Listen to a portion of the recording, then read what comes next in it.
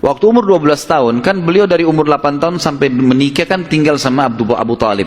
Dan Nabi SAW punya akhlak yang baik sekali, mulia sekali. Sampai Abu Talib itu sendiri malu dengan Nabi SAW. Di umur 8 tahun. Anaknya Abu Talib banyak. Kalau istrinya Abu Talib lagi siapin makan, anak-anaknya pada berebut. Nabi SAW duduk di pojok rumah. Enggak sama sekali. Enggak berebut. Nanti kalau selesai makan, ada sisanya beliau makan. Sallallahu alaihi wasallam. Punya akhlak yang mulia dari masih kecil.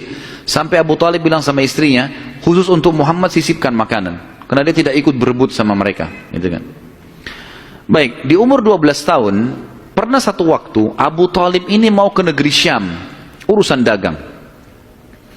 Pertama kalinya Nabi SAW, biasanya Nabi ini selalu pemalu, nggak banyak minta dan nuntut ke pamannya. Khusus pada saat itu Nabi SAW bergantung di bajunya Abu Talib, nggak mau lepasin. Pokoknya dia mau ikut. Abu Talib heran, nggak pernah Nabi SAW berperilaku begini. Musyawarah sama istrinya, nggak pernah Muhammad begini. Kenapa seperti ini? Pasti ada sesuatu gitu. Maka setelah musyawarah kayaknya dibawa aja deh. Dibawalah ke negeri Syam. Pergilah Nabi SAW bersama dengan Abu Talib dan kafilahnya. Pada saat mau tiba di negeri Syam, sebelum tiba di negeri Syam, kafilah ini melewatin sebuah gereja teman-teman sekalian. Dan di situ ada satu pendeta bernama Bahira. Dan ini riwayat Bukhari Muslim menceritakan masalah itu ya. Dan sampai sekarang di negeri Syam masih ada puing-puingnya gerejanya Bahira ini. Pada saat itu di zaman Nabi SAW ada gereja ini dan sampai sekarang masih ada sisa puingnya. Saya pernah lihat cuplikannya sendiri, ada sisa puingnya di negeri Syam. Tepatnya di Syria ya.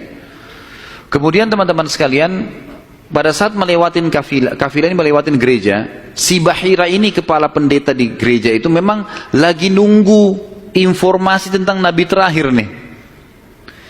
Dia ngeliat-liat di jendela gerejanya, setiap kafilah lewat dilihat sama dia, terutama yang dari Jazirah Arab.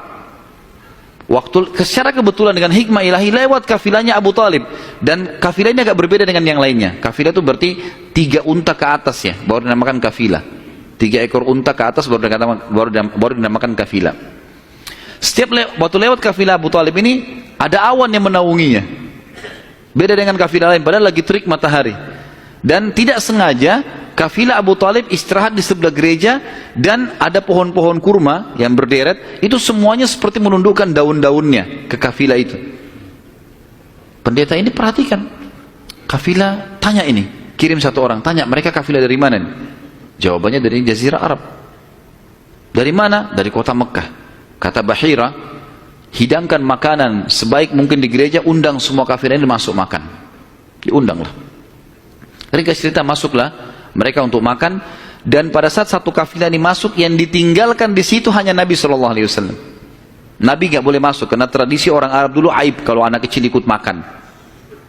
Nanti selesai orang tua makan baru makan. Tapi ini tradisi jahiliyah. Kalau sekarang antum lakukan, antum juga jahiliyah. Makan, kasih anak-anak makan. Kenapa harus disendirikan? Mungkin dia lapar, kesian. Baiklah. Waktu lagi makan, Bahira ini memperhatikan satu persatu orang-orang Quraisy ini, wajahnya, karena mereka tahu cirinya Nabi terakhir. Alisnya, wajahnya, mukanya, kulitnya, jalur nasabnya, semua jelas. Tidak semua, tidak ada tanda-tanda kenabiannya. Ini mukanya muka biasa semua. Maka si Bahira tanya, apakah masih ada dari kafilah kalian yang tidak ikut makan? Kata mereka, ada satu anak kecil di depan, kami suruh jaga barang kami. Kata Bahira, boleh saya ketemu? Oh silahkan. Mereka lagi asyik makan.